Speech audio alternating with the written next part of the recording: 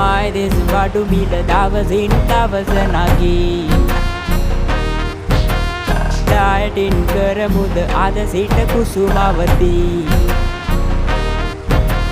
ගෑස්ටින් එක දැන් 5000ටත් වැඩි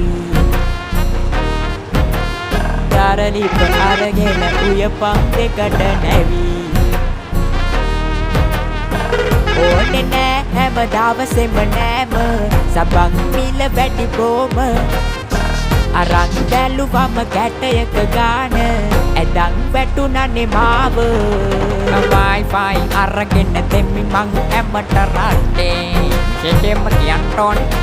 ආටු කර ඔපලට දෙන්නම් ඩොලරේ අගේ ෆයිල් ස්ටික් මගේ ළඟ ඇත මුන් හැමගේ හොරේ ජානපති සිහිනයි